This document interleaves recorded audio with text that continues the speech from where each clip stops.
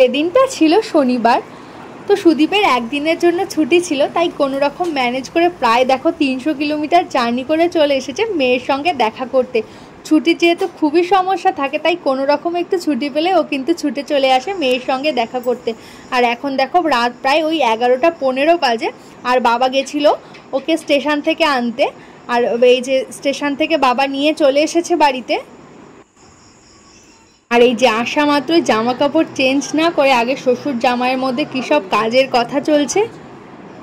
আর এই যে এদিকে ঐশীর জন্য নিয়ে এসেছিল মৌসুমি লেবু, আর কয়েকটা পাতি লেবুও দেখছি নিয়ে এসছে। আর এই যে এদিকে বোন দেখছে আমাদের জন্য খাবারও সাজিয়ে দিচ্ছে।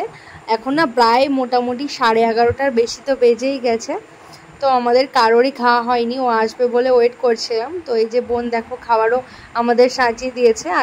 আর সুদীপ এই কালো জিরা ফোড়ন দিয়ে আলুর তরকারিটা রুটি দিয়ে খেতে বেশ পছন্দ করে, তাই আমি ওর জন্য আলুর তরকারিটা করেছিলাম, আর মা তো রুটিগুলো করেছিল। তো এখন এই যে আমরা সবাই মিলে খাওয়া দাওয়া করে নিচ্ছি। মায়ের খাবারটা ঘরেই দিয়েছিলাম কারণ ঐশী ঘরে ছিল, তো তারপর আমরা সবাই মিলে খাওয়া দাওয়া করে নিলাম। আর এই যে বাবাও এদিকে খাওয়া দাওয়া করছে, আর বোন খাবে বলে ও বললো যে ও আগেই ভাত খেয়ে নিয়েছে।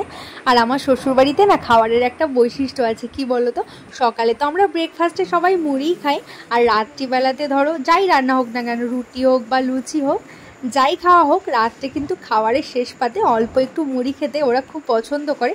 তবে ওখানে থাকলে কিন্তু আমিও ওদের সাথে মানে রাত্রে কোনো কিছু খাওয়ার পরে অল্প একটু মুড়ি খেয়ে নিই, খেতে কিন্তু বেশ ভালোই লাগে। তো যাই হোক, আর এদিকে ঐশী দেখো বাবার আওয়াজ পেয়ে কিন্তু ঐশীর ঘুমও ভেঙে গেছে। তোমার এত রাতে ঘুম ভেঙে গেছে? হ্যাঁ বাবা কই বাবা? ঐশী কিন্তু ঘুমোচ্ছিলই, আর ওর বাবা ওকে ডাকছিল, আর ওর বাবার গলার আওয়াজেই কিন্তু ঐশীর ঘুমটাও ভেঙে গেছে। আর দেখো এখনো কিন্তু চোখে ঘুম আছে, কিন্তু বাবার আওয়াজেই উঠে গেছে। আর ওর বাবা বললো দাঁড়াও আমি ওকে ঘুম পাড়িয়ে দিচ্ছি। আর ওর বাবা যখন আসে ও প্রায় সময় কিন্তু বাবার কোলেই ও চুপটি করে ঘুমিয়ে পড়ে, তাই ওর বাবা বললো দাঁড়াও আমি ঘুম পাড়িয়ে দিচ্ছি। এই যে বাবা মেয়েকে ঘুম পাড়াচ্ছে।